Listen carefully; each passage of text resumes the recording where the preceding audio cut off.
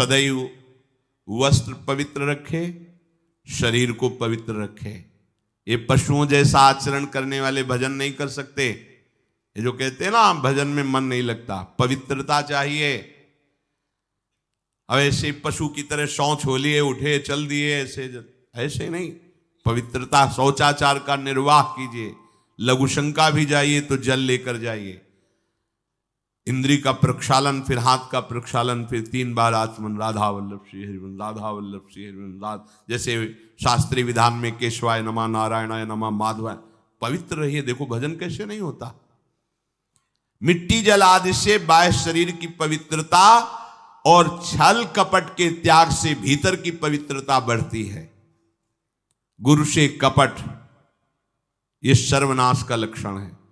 अगर तुम में कोई दोष है, गुरुदेव पूछ रहे हैं, तुमने ऐसा अक्षरशः जैसा हृदय में वैसा बोल दे जी, अब चाहे दंड दो चाहे क्षमा करो, ये आपका विषय। पर सत्य बात यह कि मेरे हृदय में ऐसी पाप वृत्ति थी, मैंने ऐसा किया या ऐसा करने का हमारे संकल्प बन रहा है। गुरु से कपट नहीं। अंदर कपट रखोगे, मन मलिन हो जाएगा, भाग जाओगे, माया घसीट ले जाएगी। जो गुरुदेव ने उपासना दी है उसी का केवल अनुष्ठान। समय कहां आपके पास और के लिए? कहां समय है? प्रियाजू के सिवा हमारे पास समय कहां है? ऐसी दिनचर्या है, एक क्षण भी तो समय नहीं है, तो हम फिर और क्या अनुष्ठान करें? अपनी लाडली जू को हर समय देखते रहना है, दुलार करना है, नाम मंत्र वाणी जी का गायन, उन्हीं की सेवा में। गृहस्थी हैं तो जो व्यापार नौकरी उन्हीं के लिए समर्पित करें। इसके लिए बहुत सहन शक्ति चाहिए। ठंडी गर्मी, मान अपमान, निंदा स्तुति, परिवार वालों की अवहेलना, ये सब मिलेगा इनाम में। इसे सहो चुपचाप, इसके लिए रो मत। कैसे लोग हैं, रो देते हैं, शरीर की प्रतिकूलता में रो देते हैं। अरे आंसू श्री जी के लिए, सिर्फ प्यार में रो श्री जी के, और सब दुख मुस्कुरा के सहना सीखो। मौनम, वाणी को बहुत संभालिए। नाम जप के लिए मौन बहुत आवश्यक है। अगर बार बार थोड़ी थोड़ी देर में बोलते रहेंगे तो एकाग्रता भंग होती रहेगी, नाम में मिठास नहीं अनुभव कर पाएंगे। कभी कभी ऐसा होता है, ये जाम हो जाता है, बोलना भी चाहे तो नहीं बोल पाते, क्योंकि क्रम टूट जाएगा। शाम के समय जैसे किसी से मिलना जुलना नहीं, तो तभी लोग पूछते मौन हो क्या? तो फिर नहीं, मौन नहीं, क्या बात, इशारे समझ लो जो काम, चलो। क्योंकि अगर निरंतर मंत्राकार वृत्ति तो बोलने की भी हिम्मत नहीं रह जाती। पर वहां तक पहुंचने के लिए वाणी का मौन आवश्यक है। मौन का मतलब ऊ करना नहीं है, आवश्यक हो तो शब्द बोल दो, नहीं अधिकतर मौन रहने की चेष्टा करो। जो आपको मार्ग मिला है, कई बार वर्णन किया है कि सत्संग में जो शब्द आपको लगते हैं तो डायरी में लिखना चाहिए, या याद कर लो, बाद में लिख लेना जाके। और अपने लिखे हुए सत्संग के वचनों को रोज स्वाध्याय करना चाहिए। अमुक तारीख के सत्संग में ये पॉइंट, और उनको बार बार, ऐसा नहीं कि आपको ही कह रहे हैं, जहां जहां संत मिले जो जो बोले उनके सामने तो लिखा पड़ी नहीं, पीछे हट के लिखना। 2 डायरी हैं, एक सन्यास की है, एक वैष्णव मार्ग। दोनों को, गुरुजनों की, महापुरुषों की वाणी को एकदम एकाग्रता से सुनाओ। जब अलग हटे तो सबसे पहला काम, इस तारीख को इस महापुरुष ने ये शब्द बोला, और उन्हीं का बार बार स्वाध्याय करना। क्योंकि सब शास्त्रों में कहां हम दौड़े घूमेंगे, महापुरुष जन सब शास्त्रों का सार बोलते, उसे लिख लिया। सरलता, आपका जीवन सरल होना चाहिए। छल कपट द्वंद्व, मुख में कुछ और, हृदय में कुछ और, आचरण में कुछ और, यह दुष्ट पुरुष का लक्षण है। उपासक का, शिष्य का लक्षण नहीं है। दुष्टता का त्याग करो। हृदय में कुछ और चल रहा है, वाणी से कुछ और बोल रहे हो, आचरण में कुछ और है, यह दुष्ट पुरुष का लक्षण है। साधु पुरुष का जो वाणी में वही, हृदय में वही, आचरण में है, तीनों की मिलान है, वही साधु है, वही उपासक है, वही भक्त है, जिसकी तीनों एक हो। वाणी से जो बोला वही हृदय में है, जो हृदय में वही आचरण में है। यहां वाणी से कुछ बोल रहे, हृदय में कुछ चल रहा है, आचरण कुछ और बता रहे, ये ठीक नहीं। सरलता का तात्पर्य है मन, वचन और कर्म, ये तीनों एक होने चाहिए। अहिंसा वाणी से शरीर से किसी को भी कष्ट ना पहुंचे, ऐसी अंदर धारणा रखो। वो अपने संकल्प विकल्प करके कष्ट भोगे, उसकी बात, हमारे द्वारा किसी को कष्ट ना पहुंचे, ये हमारी धारणा हो। सर्दी गर्मी सुख दुख आदि द्वंद्व हर्ष विषाद आदि जो है, इनको सहना सीखो। भगवान भी आदेश करते हैं, मात्रा स्पर्शास्तु कौन्ते शीतोष्ण सुख दुखदा आगमा पायनो अनित्यास्तास्तितिक्षस्व भारत। जो इनको सह जाता है वही परम पदवी को प्राप्त होता है। थोड़ी सी गर्मी आहा, थोड़ी सी सर्दी आहा, पूरे जीवन गर्मी। पैर की त्वचा ऐसी हो गई थी कि बंबूल का कांटा टूट जाता था, घुसता नहीं था।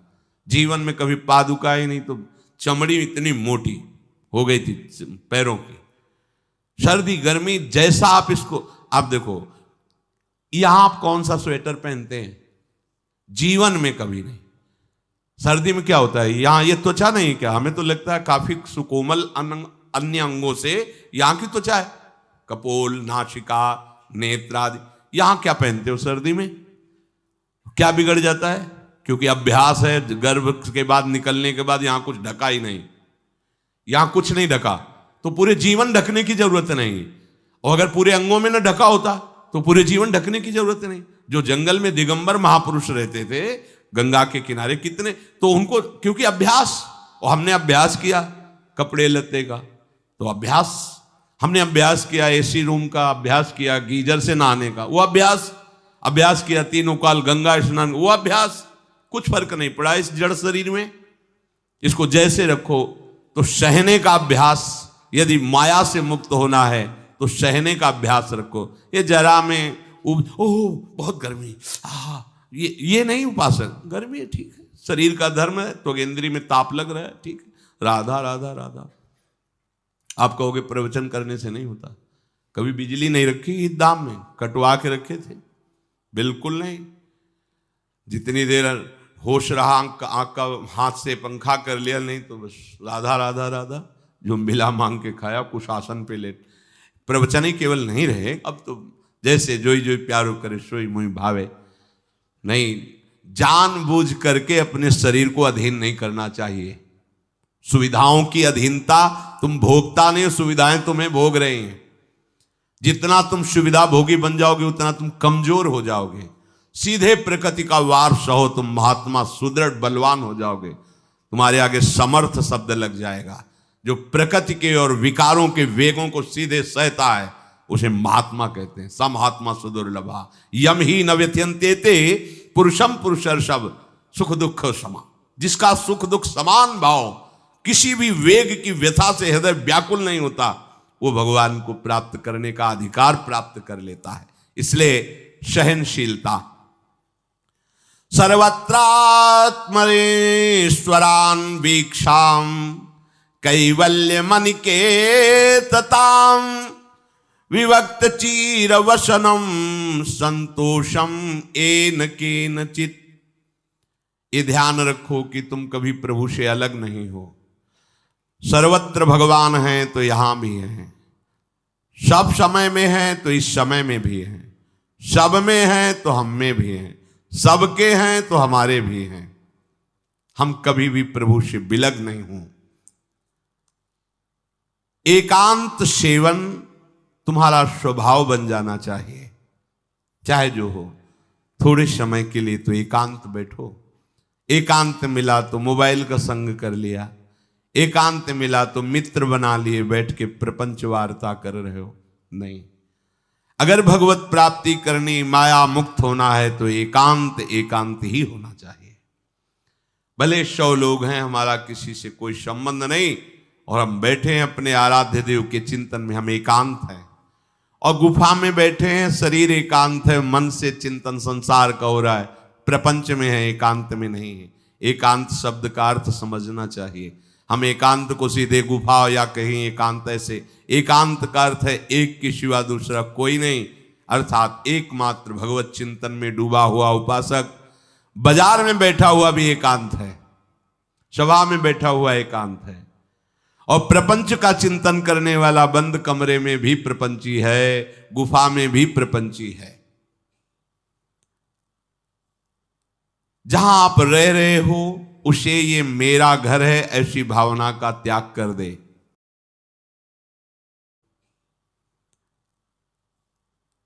जहां आप रह रहे हो उसे ये मेरा घर है ऐसी भावना का त्याग कर दे। अनिकेत ये भगवान का दिया हुआ वास स्थान है। कुछ समय के लिए इसमें शरीर निर्वाह कर रहे हैं, ये भी छूटेगा और ये भी छूटेगा। जैसे स्टेशन में बैठा आदमी आराम से, पर वो बैठा इंतजार कर रहा है कि कब हमारी गाड़ी आवे और उस पर हम यात्रा करें। बस ऐसा ही कुछ स्टेशन जैसा विश्राम है। कब मृत्यु आवे, शरीर छूटे, हम प्रिया प्रीतम को प्राप्त हो। ये न मेरा था, न मेरा है, न मेरा रहेगा। ये न मेरा था, न मेरा है, न मेरा रहेगा। गृहस्थ हो तो पवित्र वस्त्र पहने, और त्यागी हो तो जैसे मिल जाए भगवत कृपा से वैसे वस्त्र पहने। प्रारब्ध के अनुसार तुम्हें जैसी व्यवस्था मिली उसमें संतोष करना सीखो, मांग मत रखो। प्रभु की प्राप्ति के लिए खास बात ध्यान रखनी है, अपनी उपासना में दृढ़ श्रद्धा रखो और सर्वश्रेष्ठ भाव रखो, पर दूसरे किसी की भी निंदा न करो। अगर किसी की भी निंदा करोगे तो फिर माया तुम्हें मुक्त होने नहीं देगी। मन को, वाणी को, शरीर को संयम में रखो, अर्थात भगवत भजन, भगवत वार्ता और मौन। मन का संकल्प विकल्प रहित होना, विषयों का चिंतन न करना, प्रभु के रूप का, नाम का, धाम का, लीलाओं का चिंतन करना। शरीर का शास्त्र संयम से वर्ताव करना। अब माया मुक्त होते चले जाओगे। इनमें किसी में भी त्रुटि ना हो, सावधानी रखो।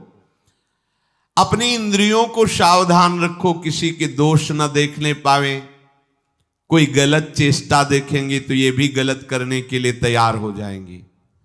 हे राजन, श्रवणम कीर्तनम ध्यानम हरेरद्भुत कर्मणः जन्म कर्म गुणानां च तदर्थे अखिल चेष्टिता। श्री भगवान के बड़े अवतार हुए हैं, बड़ी अद्भुत अद्भुत लीलाएं हैं। प्रभु का प्रकट होना, लीला करना, दिव्य गुणों का वर्णन। यदि आप इनको गाएंगे लीलाओं को और श्रवण करेंगे तो मोह की बात क्या, महामोह का भंजन हो जाएगा। बड़ी सामर्थ्य भगवान के चरित्रों की, महिमा बड़ी है। अगर इनको आप सुनेंगे, बार बार सुनेंगे, तो आपको और कोई साधन करने नहीं पड़ेंगे, अपने आप सब साधन प्रकाशित हो जाएंगे। जहां कहीं कभी भी किसी का उद्धार की बात आई है तो भगवत चरित्र सुनने से ही आई है। शरणागति श्रवण से ही प्रारंभ होती है, भक्ति भी श्रवण से ही प्रारंभ होती है, पूर्णता भी श्रवण से ही होती है। श्रवण सुजस सुनी आयऊं, और श्रवणम कीर्तनम स्मरणम। पहला श्रवण, खूब भगवत चर्चा सुनने का स्वभाव बना लेना चाहिए। पर देखा जाता है कि 20 वर्ष भगवत चर्चा सुनने पर रंग नहीं आता, क्योंकि ये तो बना लिया स्वभाव कि जहां भी कथा हो रही सुन रहे, और बाद में निकले तो बख्शते वो किसी को नहीं, सबकी निंदा करते। बस किसी एक की प्रशंसा, एक की निंदा, तुम्हारा सारा का सारा सत्संग बेकार हो गया। अगर सत्संग को सुरक्षित रखना है तो ना किसी की स्तुति, ना किसी की निंदा, जो सुना है उसको अपने जीवन में मनन करते हुए उतारे। प्रभु की लीलाओं का श्रवण और प्रभु के नाम का कीर्तन और प्रभु के रूप का ध्यान, ये 3 बातें बहुत जल्दी भगवत प्रेम प्रकट कर देती है। ये 3 बातें बहुत जल्दी भगवत प्रेम प्रकट कर देती हैं। प्रभु के अवतार लीला चरित्रों का खूब गायन करे, खूब श्रवण करे। भगवान की अवतार लीलाएं भी हैं और प्रभु की प्रेममय निकुंज लीलाएं भी हैं। तो अगर आपका निकुंज लीला में प्रवेश नहीं है तो प्रथम सुने भागवत, भक्त मुख भगवत वाणी। भगवान के अवतारों का, भगवान की अवतार लीलाओं का श्रीमद् भागवत में खूब बढ़िया वर्णन है। पढ़ो, सुनो, क्या होगा इससे? मोह का नाश हो जाएगा। दूसरी बात, नाम कीर्तन, ये तो महान अमृत है। बिल्कुल विश्वास कर लो, नाम कीर्तन अमृत है।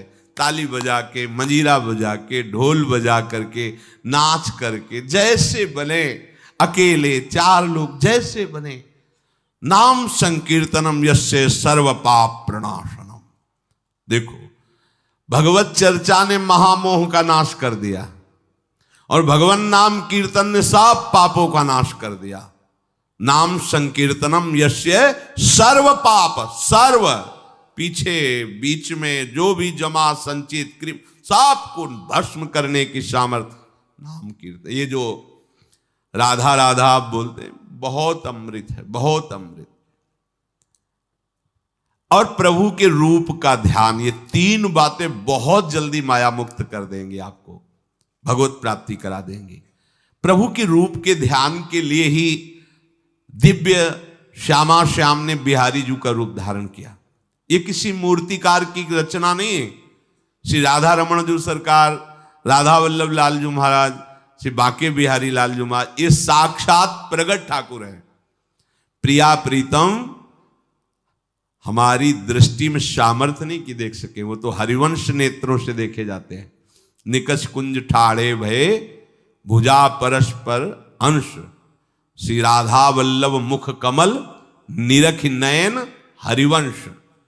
हरिवंश नेत्र प्रकट हो जाएंगे, आश्रित जन हो, चिंता की बात नहीं। पर ये जो रूप प्रकट है, इसके ध्यान में तो तुम्हें कोई श्रम नहीं करना।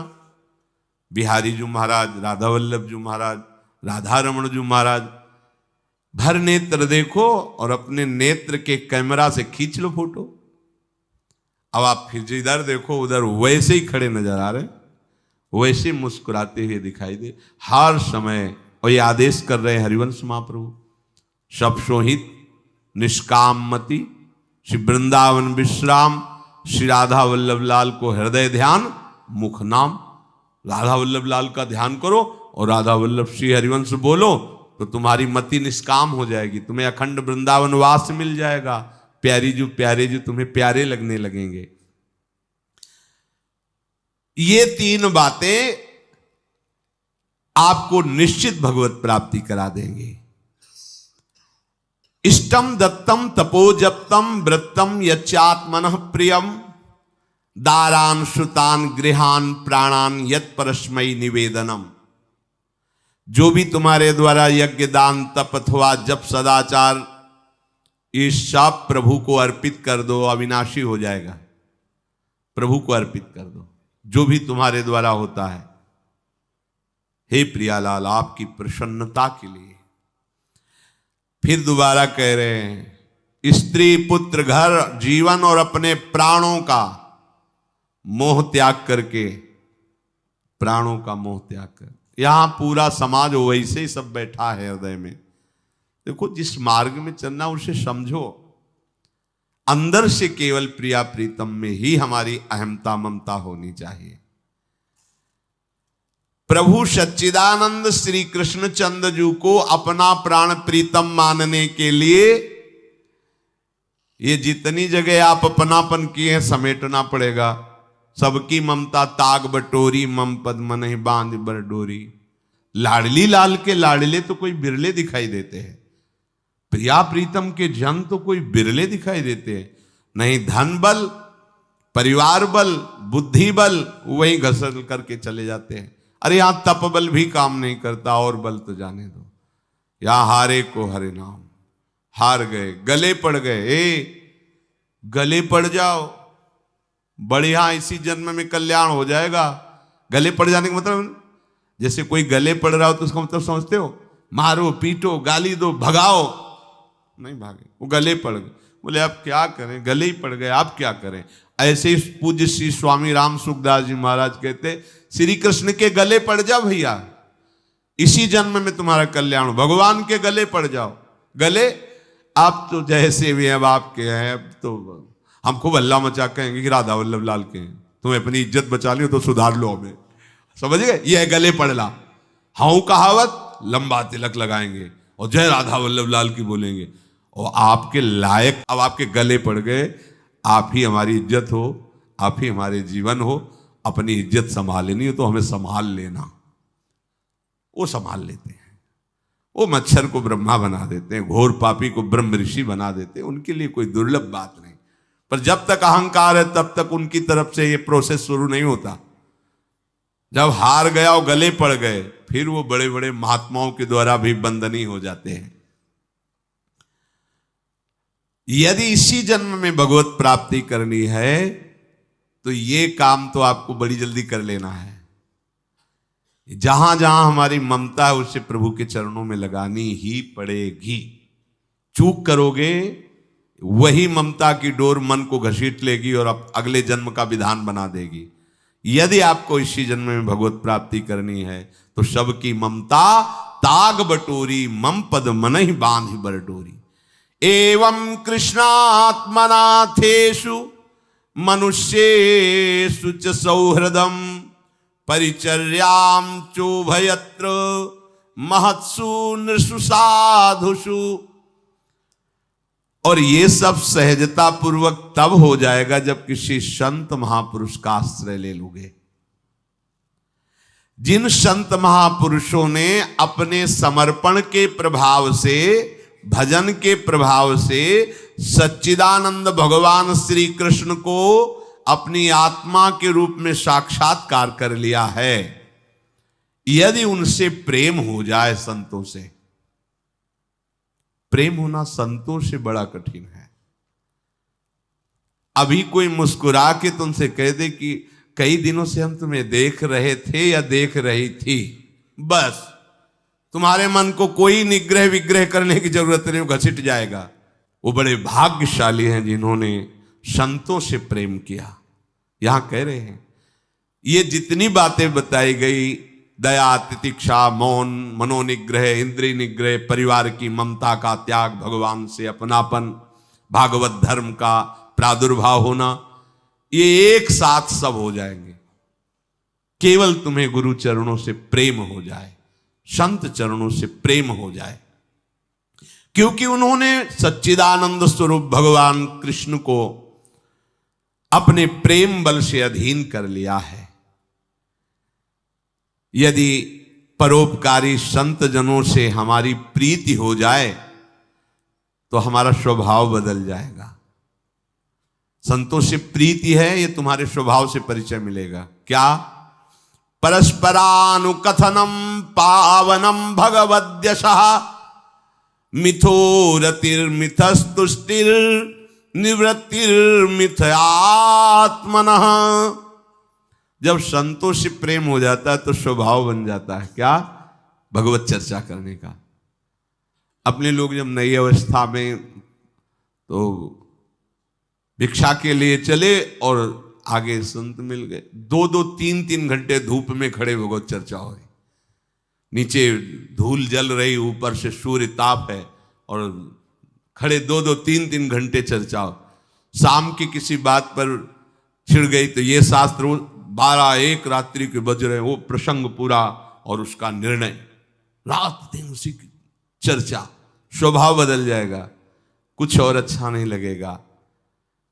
परस्परानुकथनम पावनम भगवद्यशः, परम पवित्र करने वाले भगवान की बातें वो परस्पर करने लगते हैं। यदि संतों से प्रेम नहीं तो जहां दो मिलेंगे वहां संसार की वार्ता होगी। संत प्रेमी जब मिलेगा तो भगवत चर्चा होगी। ये पहचान है परस्परानुकथनम पावनम भगवद्यशः। आपस में इकट्ठे होकर नाम कीर्तन करना, भगवत चर्चा करना। पर मिथोरतिर, जो प्रपंची लोग हैं उनसे उनका संबंध नहीं होता।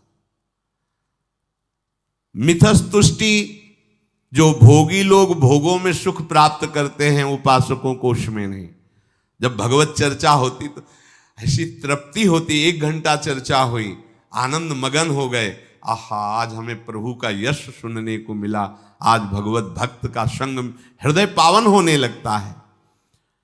आध्यात्मिक शांति का अनुभव उन्हीं उपासकों को होता है जो प्रपंच वार्ता न करके परस्परानुकथनम पावनम भगवद्यशा स्मरन्तः स्मारयन्तश्च मिथौघौघहरं हरिं भक्त्या संजातया भक्त्या बिभ्रत्युत्पुलकाम तनुम। अब वो जो संत प्रेमी उपासकों ने ये व्रत ले लिया कि प्रपंच चर्चा नहीं करेंगे, केवल भगवत चर्चा करेंगे, तो अब क्या हुआ? बोले राशि राशि पापों का नाश हो गया उनके। आहा, वो ऐसे श्री कृष्ण स्मरण में रम गए, दूसरों को श्री कृष्ण स्मरण कराना, स्वयं स्मरण में रमना। अब उनके हृदय में प्रभु से प्रेम का उदय हो गया। अब उनके हृदय में जब प्रेम उदय हुआ तो क्वचिद रुदन्त्यच्युत चिंतया क्वचित दशन्ति नंदन्ति वदन्त्यलौकिकाः नृत्यन्ति गायत्यनुशीलयन्त्यजम् भवन्ति तूष्णीं परमेत्य निर्वृताः। उनके हृदय की विलक्षण दशा होने लगी। वो कभी ऐसी घोर चिंता में डूब गए कि इतना समय हो गया, अभी प्रियाजू का दर्शन नहीं हुआ, प्रियाजू हमसे बात नहीं किए। चिल्ला चिल्ला के रोना शुरू, शुद्ध नहीं मैं कौन हूं, कहां बैठा हूं, ऐसे ये प्रेम उदय हुआ। अब वो चिल्ला चिल्ला के रोना शुरू कर दी। हाय मैं किसके पास जाऊं, किससे पूछूं, कौन मुझे प्रियालाल से मिलाए, बस तड़पना शुरू। सोचते सोचते ऐसा रोना, बेशुद्ध स्थिति। उसी में देखते हैं अरे प्रियालाल तो गलबैया दिए हुए जा रहे हैं। बस ऐसा स्फुरण हुआ कि वो आनंद मगन हो गए, एकदम मन प्रसन्न, तन प्रसन्न। अभी शोकित थे, अभी आनंदित हो गए। और वो इतने आनंद मगन हुए कि लोकातीत होकर बात करने लगे प्रिया जी से। कोई है नहीं सामने, दिखाई नहीं दे रहा अन्य को, लेकिन उनके सामने प्रियालाल उनसे बात कर रहे हैं। सुना सुना करके सुंदर सुंदर पदों का गायन कर रहे हैं, राग आलाप रहे हैं। और राग में कभी ऊंचा नीचा स्वर की बात नहीं है प्रियालाल के लिए। फिर इतने आनंद में भर गए कि नाचने लगे, झूम झूम करके नाच रहे। लोगों को लग रहा है कोई है नहीं सामने, कैसे ना, ओ प्रियालाल सामने। प्रियालाल को देख रहे, प्रियालाल को पद सुना रहे, प्रियालाल के सामने नाच रहे। और कभी कभी अरे वो तो हमें छोड़कर चले गए, फिर चिल्लाकर रोने लगते हैं, खोजने लगते हैं। कभी कभी अरे वो तो मुझे हृदय से लगाए हुए, एकदम शांत समाधिस्थ, ऐसी भाव दशाएं उसकी होने लगती है। तो जो इस प्रकार गुरु की शरण होकर उनकी आज्ञा पालन करते हुए, संत जनों से प्रीति रखते हुए, परस्पर भगवत चर्चा करते हुए, नाम कीर्तन करते हुए, भगवत रूप का ध्यान करते हुए, प्रतिपल प्रभु का चिंतन करते हैं, उनको इस दुरंत माया से पार होने के लिए कोई कठिनता नहीं, वो सहज में पार हो जाते हैं। और पार ही होना है, दूसरा कोई सूत्र नहीं है हमारे पास, कोई अब मंगल का रास्ता नहीं रह गया। ऐसी आग में जलना, जीते जी जल रहे हैं काम क्रोध की आग में, मरते समय मृत्यु, बार बार जन्म मरण, फिर प्रलय, फिर महाप्रलय, फिर जन्म मरण, कब तक चलता रहेगा? अब तो मनुष्य जन्म मिला है, वृंदावन मिल गया है, रसिकों का संग मिल गया, अब तो जीत जाओ बाजी। नहीं तो ध्रुवदास जी कहते हैं बार बार तो बनत नहीं, या संजोग अनूप, मानुष तन वृंदा विपिन, रसिकन संग विविरूप, अत्यंत उदार करुणा वरुणालय, स्वामिनी की चरणाश्रय,